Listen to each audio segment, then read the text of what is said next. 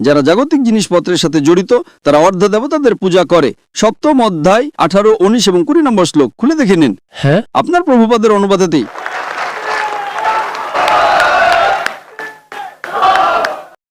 আমার নাম লক্ষণ।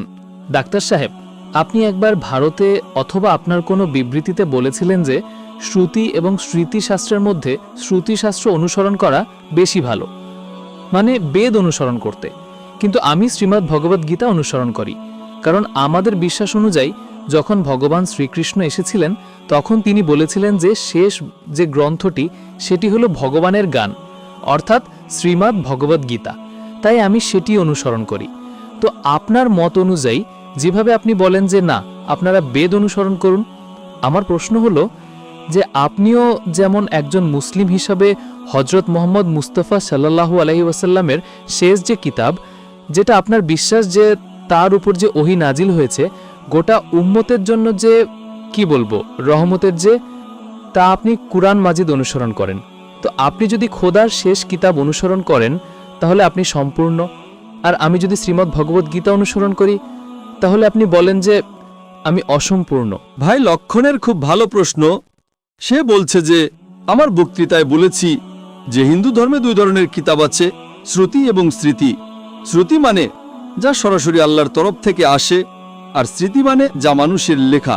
শ্রুতি যা আল্লাহর তরফ থেকে আসে সেটা উচ্চ স্তরের কিতাব। যদি শ্রুতি এবং স্মৃতির মধ্যে কোনো দ্বন্দ্ব হয় তাহলে আমরা শ্রুতি অনুসরণ করব, আল্লাহর কিতাব স্মৃতির নয়, যা মানুষের কিতাব। ভাই সাহেব প্রশ্ন করছেন যে আমি ভগবদ্গীতা অনুসরণ করি যা শেষ কিতাব, আপনি কোরআন অনুসরণ করেন যা মুহাম্মদ সাল্লাল্লাহু আলাইহি সাল্লামের শেষ কিতাব। তাহলে পার্থক্য কেন? ভাই সাহেব আপনার একটু ভুল বুঝাবুঝি আছে। কুরআন মাজিদ মুহাম্মদ সাল্লাল্লাহু আলাইহি সাল্লামের কিতাব নয়। সরি, আল্লাহর কিতাব। একদম ঠিক, ছোট ভুল, কোনো সমস্যা নেই। তো যদি আমি হিন্দুকে বলি ভগবান থেকে, সে বলবে শ্রুতিতে আছে।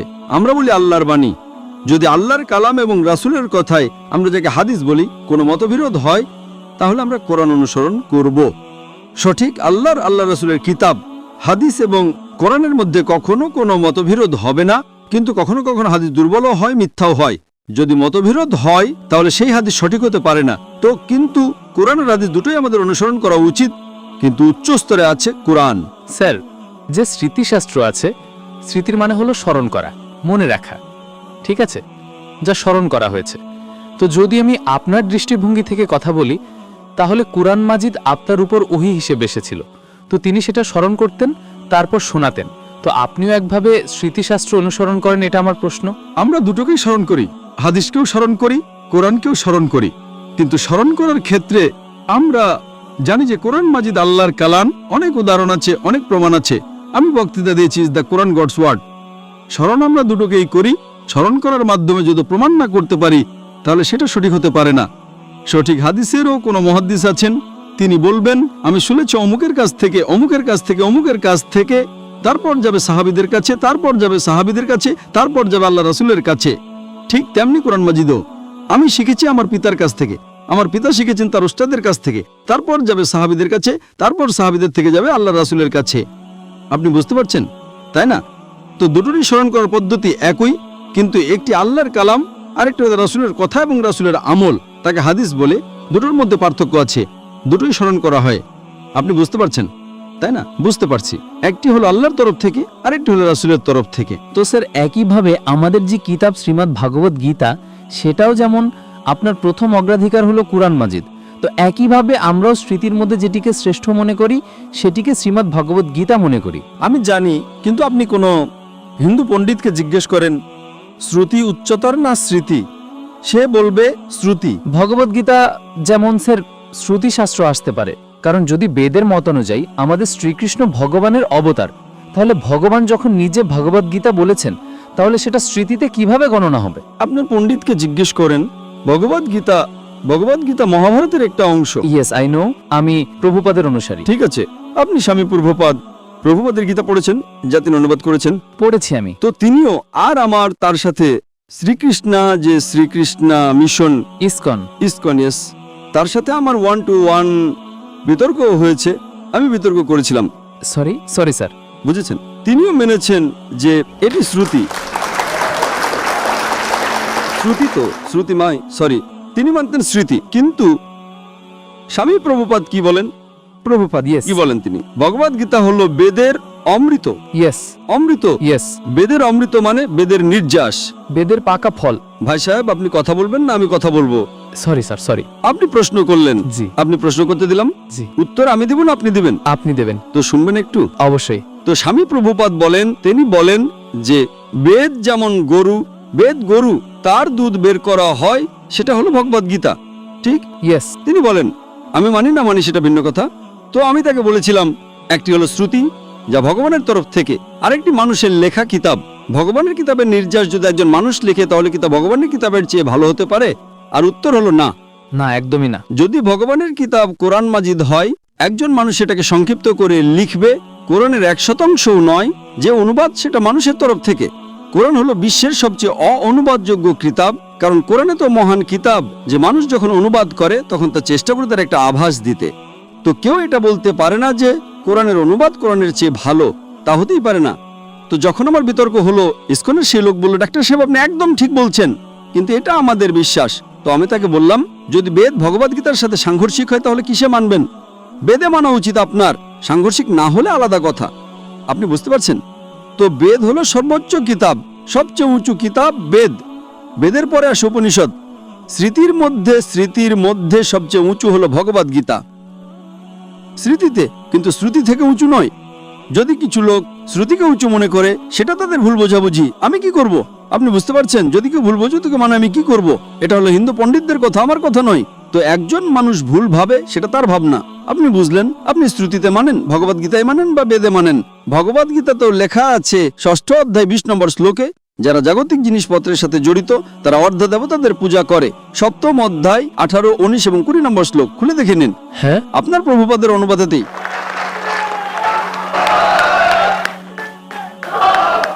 যারা অর্ধদেবতাদের পূজা করে তারা অর্ধদেবতাদের কাছে যাবে, তারা বস্তুপুত্র লোক। আর এই বস্তুপুত্র শব্দটির অনুবাদ স্বামী প্রভুপাদের সংস্কৃত থেকে।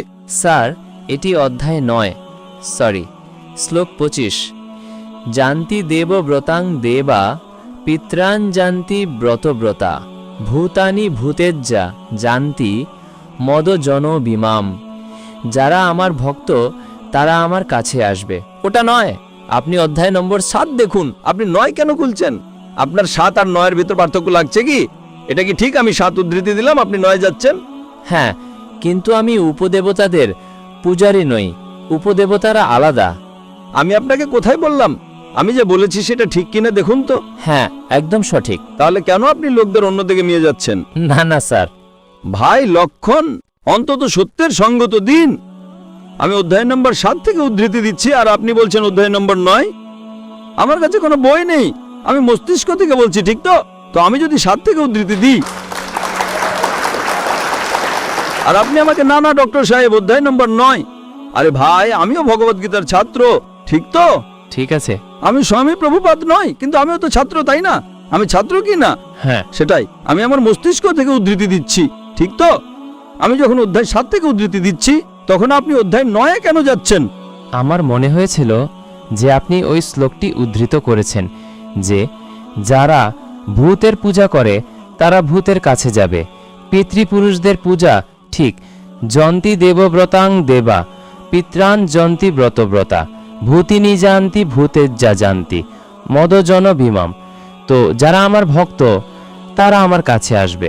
একদম ঠিক। তাই আমরা ভূত না প্রেত না কি বলে যে পিতৃপুরুষরা আছেন, আমার পূর্বপুরুষরা, তাদের পূজা না করে এবং উপদেবতাদেরও পূজা না করে যা ভগবদ্গীতা বলে কৃষ্ণের পূজা করি। তাহলে আপনি মানেন যে মূর্তি পূজা ভুল, মানেন আপনি? না, কৃষ্ণের মূর্তি রাখা ভগবদ্গীতা অনুযায়ী নিখুঁত। অধ্যায় 12 যখন অর্জুন জিজ্ঞাসা করলেন যে আমি কার পূজা করব, তখন ভগবান অধ্যায় 12 দ্বিতীয় শ্লোকে বলেছেন যে যদি কেউ আমার সাকার রূপের পূজা করে তাহলে সে আমার অত্যন্ত প্রিয়, তাই আমি ভগবদ্গীতা অনুসরণ করি। তার মানে ভগবদ্গীতাতে বৈপরীত্য আছে। এখনই আপনি বললেন যে ভগবদ্গীতায় লেখা আছে মূর্তি পূজা খারাপ। আমি বলিনি স্যার, আরে আপনার স্বামী প্রভুপাদ বলেছেন। উপদেবতাদের পূজা করা বুদ্ধিহীন মানুষের কাজ। আমি উপদেবতাদের অনুসরণ করছি না, দুঃখিত। আমি শুধু কৃষ্ণকে অনুসরণ করি, একশ্বরবাদ বহু ঈশ্বরবাদ নয়। আমি সবাইকে ভগবান মানি না, শুধু একজনকে মানি। আপনি যদি ডেমিগডের নিচে পাট্টিকায় পড়েন, সেখানে লেখা আছে মূর্তি পূজাও। হ্যাঁ, তো আমি তো উপদেবতাদের পূজা করি না। মূর্তির পূজা করেন কি না? মূর্তির কথা অনুযায়ী আপনার মতে মূর্তি হলো একটি আকৃতি তৈরি করা, কিন্তু আমার মতে আদর্শ হলো কৃষ্ণ। আমি আপনার মত অনুযায়ী চলবো না। আমি শুধু জিজ্ঞেস করছি, আমরা এখন বিতর্ক করছি না, ঠিক তো? এটা বিতর্কের সময় নয়। আচ্ছা স্যার, সরি। আপনি যদি মাঝে হস্তক্ষেপ না করেন তাহলে লোকেরা বুঝবে। ঠিক আছে। আপনি কি মানেন যে ডেমিগডকে পূজা করা আপনি করেন? আমি কথায় পাচ্ছি কেন? আমি কি করছি? আমি ডেমিগডসদের পূজা করি না। ভাই সাহেব, আমি আপনাকে প্রশ্ন করার সুযোগ দিয়েছি। জি স্যার। আপনি আমার সাথে বিতর্ক করতে চান? না স্যার। তো এই নিয়ম ভাঙা কি ভালো কথা? আপনি আমাদের নিয়ম ভাঙছেন। ভাঙবেন কি ভাঙবেন না? না না স্যার, এখন আপনি বলবেন, আমি শুনবো। ভাঙছেন কি হ্যাঁ কি না? ভাঙছেন কি না? জি স্যার। আর আমি তো মাশাআল্লাহ ধৈর্য ধরছি, কারণ আমার একজন অমুসলিম ভাই আমার সামনে দাঁড়িয়ে আছে, আমার হিন্দু ভাই সামনে দাঁড়িয়ে আছে। মুসলিম হলে কি হতো? মুসলিম হলে আমি বলতাম সরে যা ভাই, কারণ আপনি আমার অতিথি। আমি ধৈর্য ধরছি। জি স্যার। আমি আপনাকে সম্মান করছি, কিন্তু সম্মান করার মানে এই না যে আপনি সব লোকের সময়। হাজারো লোক আছে এখানে, ঠিক তাই না? আমি তো শুধু বেদের ব্যাপারে বলছি, আমি ভগবদ গীতার ব্যাপারে বলছি। যদি বেদ আর ভগবদ গীতায় দ্বন্দ্ব হয়, বেদে লেখা আছে সেদের উপনিষদের 4 নম্বর অধ্যায় 19 নম্বর শ্লোক, না তস্যপতমস্তি, যজুর্বেদ 32 নম্বর অধ্যায় 3 নম্বর শ্লোক, না তস্যপতিমাস্তি। প্রতিমা মানে ছবি, অনুবাদ করলে হয়ে যায় ফটোগ্রাফ, পেন্টিং, আইডল, স্ট্যাচু। না তস্যপতিমাস্তি। সেই খোদার, সেই ভগবানের কোনো প্রতিমা নেই, কোনো ফটোগ্রাফ নেই, কোনো পেন্টিং নেই, কোনো ছবি নেই, কোনো আইডল নেই, কোনো ভাস্কর্য নেই। এখন আমি বেদ থেকে উদ্ধৃতি দিচ্ছি। যদি বেদ আর ভগবদ্গীতায় দ্বন্দ্ব হয়, তাহলে হিন্দু ধর্মের হিসেব অনুযায়ী আপনাকে বেদ অনুসরণ করতে হবে। আপনি না করেন আমি কি করব? আমি জোর করতে পারি না। জি স্যার, আমি ভগবদ গীতা ফলো করি। করুন না, আপনাকে যাকে অনুসরণ করতে ইচ্ছে করে করুন, কিন্তু আমি তো আপনাকে বলতে পারি আমি জ্ঞান সম্পর্কে কি জানি। বুঝে গেছি। আপনাকে ভগবদ্গীতা অনুসরণ করতে হবে, স্বামী প্রভুপাদকে অনুসরণ করতে হবে, স্বামী প্রভুপাদকে জিজ্ঞেস করতে হবে। আমি তো আপনাকে আটকাতে পারি না। আমি শুধু বলতে পারি যে আপনার কিতাবে এটা লেখা আছে, আপনাকে অনুসরণ করতে হলে করুন, না করতে হলে না করেন। কারণ কোরআনে লেখা আছে লা ইকরাহা ফিদ্দীন। ধর্মে কখনো কাউকে জোর করতে পারবেন না। আমি আপনার সাথে কথা বলতে পারি, মানলে ভালো কথা, না মানলে আমি বলবো নো প্রবলেম, আমি আপনার সাথে ঝগড়া করবো না, ঠিক তাই না? Thank you sir. আপনি কি আবার গবেষণা করেন? চলবে স্যার। ঠিক তাই না? আপনার আমার মাপকাঠি কি? কেউ যদি আমার সাথে বিতর্ক করতে চায়, তাহলে সে আমার সমকক্ষ হবে। লোকেরা বলবে আরে বাচ্চা ছেলের সাথে বিতর্ক করছে জাকির। আমারও তো ইজ্জত আছে ভাই, আছে কি নেই? আমার ইজ্জত। আপনাকে আমি শুনেছি। আবার কথা বলছেন। আপনার শ্রী শ্রী রবিশঙ্কর, শ্রী শ্রী রবিশঙ্কর, লাখো লোক তাকে ভগবান মানে, জানেন আপনি? আপনি তো মানেন না ভাই, আপনি কৃষ্ণের ভক্ত। জি স্যার। কার ভক্ত? কৃষ্ণ, পরম পুরুষোত্তম ভগবান শ্রীকৃষ্ণ, কৃষ্ণের ভক্ত। কিন্তু আমি শ্রী শ্রী রবিশঙ্করের সাথে বিতর্ক করেছিলাম। হাজারো লোক তাকে ভগবান মানে। তিনি বলেছিলেন আমি 4 বছর বয়সে ভগবদ গীতাকে মুখস্থ করে ফেলেছি। আমার বিতর্কে একটা শ্লোকও বলেনি ভগবদ গীতার ব্যাপারে, 4 বছর বয়সে। ঠিক মতো মনে রাখেনি। তো আমার কথা হলো, আমার সাথে কেউ বিতর্ক করতে চায়, তাহলে আমার মজমা 10 লাখের অন্তত 2% তো নিয়ে আসুন, 20,000। আপনার হিন্দুদের মধ্যে থেকে কেউ 20,000 একত্রিত করতে পারে, আমার সাথে বিতর্ক করতে চাইলে আমি করব। না স্যার। 20,000 এক বৈঠকে, ঠিক? আর অনেক হিন্দু আছে, আপনার সদ্গুরু জাগ্গি বাসুদেব, আপনার রামদেব বাবা, আপনার শ্রী শ্রী রবিশঙ্কর, তাদেরকে $1 মিলিয়ন দিলেও তারা আমার সাথে বিতর্ক করবে না। তিনি তো ভুল করে ফেলেছিলেন শ্রী শ্রী রবিশঙ্কর, আর এখন অনুতপ্ত। আমি আপনার সাথে বিতর্ক করলে লোকেরা বলবে বাচ্চা ছেলের সাথে বিতর্ক করছে। না স্যার। আপনি বুঝলেন? কিন্তু আমার আবেদন যে আপনি কোরআন মাজিদে পড়েন। আপনার স্বামী প্রভুপাদ তো বলেন না যে কোরআন পড়া হারাম? না বলেন স্যার। মাশাআল্লাহ। তো আমার আবেদন, আমার অনুরোধ, আমার আকাঙ্ক্ষা আমার ভাইয়ের কাছে, ছোট ভাইয়ের কাছে, যে অন্তত আপনি কোরআন মাজিদের অনুবাদ পড়েন। সেটা মানা জরুরি নয়, না। ঠিক তাই না? এখন এত ঘন্টা আপনি দিয়েছেন, আমি আপনাকে সময় দিয়েছি। আমার একটা অনুরোধ আছে, খোলা মনে কোরআন মাজিদ পড়েন। তারপর কোনো বাধ্যবাধকতা নেই, না মানতে হলে না মানুন। আপনাকে কোনো, যেভাবে আমি ভগবদ গীতা পড়েছি, ইয়েস। একবার নয় কয়েকবার, আর সবচেয়ে বেশি পছন্দ আমার স্বামী প্রভুপাদের ভগবত গীতা ইসকনেরটা। ধন্যবাদ স্যার। ঠিক তাই না? তো আপনি অন্তত একবার পড়েন কোরআন মাজিদ। অবশ্যই পড়ব। ইনশাআল্লাহ আমি তার অপেক্ষা করব ইনশাআল্লাহ। ধন্যবাদ স্যার। জাযাকাল্লাহ, আল্লাহ আপনাকে হেদায়েত দিন। জাযাকাল্লাহ।